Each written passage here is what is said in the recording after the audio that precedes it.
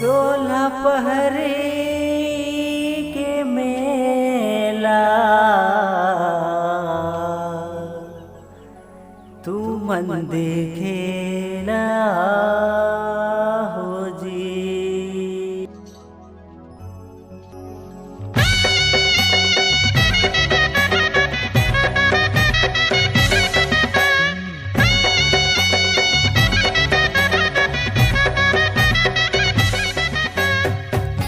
सोलह पहरी के मेला घूमेला हो जी।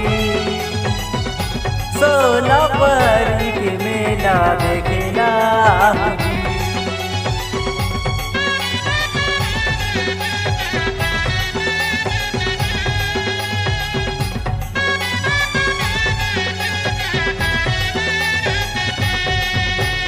घूमेला बे झूमेला बे देखेला बे नाचेला बे।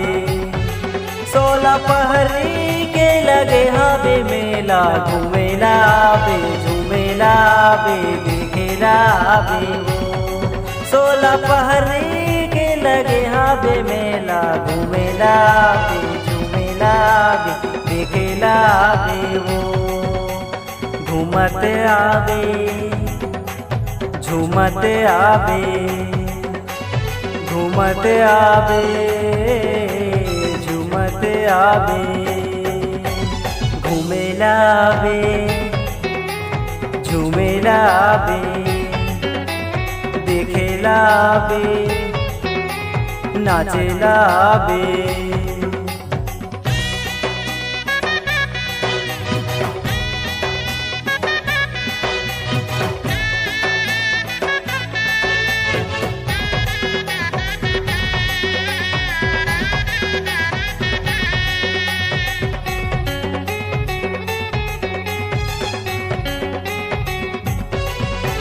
सोलह पहरी के लगे है मेला देखेला आवे वो।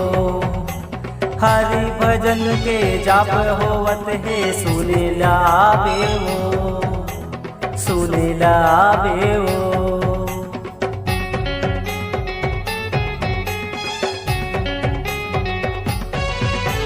हरे राम राम कृष्णा कृष्णा नाम चलते है वो। सुनेला बे त झूमेला बे नाचेला बे वो नाचेला बे वो।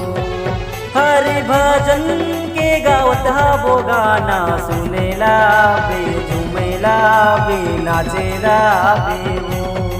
हरि भजन के गावत वो गाना सुनेला बे झूमेला बे नाचेला बे वो।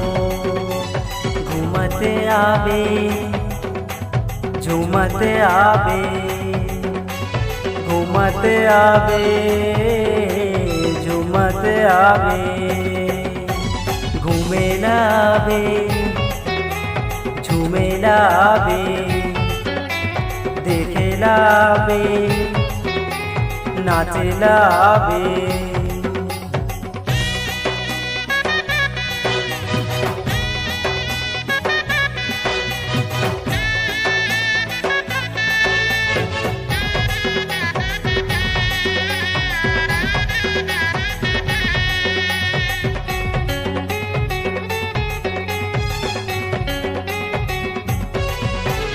जोगिंदाधर के तीर महोते सिंगोड़ा मंदिर वो। पूछत आवे ते खोजत आवे माता दर्शन बर वो माता दर्शन बर वो।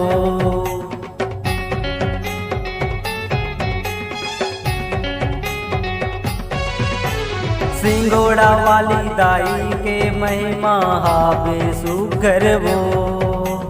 माता के दर्शन करे ले सब कुछ दुख दूर हो जाही वो दुख दूर हो जाही वो। नवीन लिखे आवे गाना लसंगी सुनत आहू पूछत आहू खोजत आहू जी।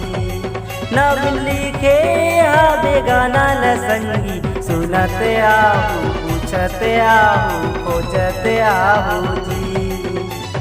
झूमत आहो पूछत आहो नाचत आहो गावत आहो घूमेला बे झूमेला बे देखेला बे नाचेला बे सोला पहरी के लगे हाबे मेला घूमेला बे झूमेला बे देखेला बे वो सोला पहरी के लगे हाबे मेला घूमेला बे झूमेला बे देखेला बे वो घूमत आबे झूमत आबे नाचत आबे गावत आबे घूमेला आबे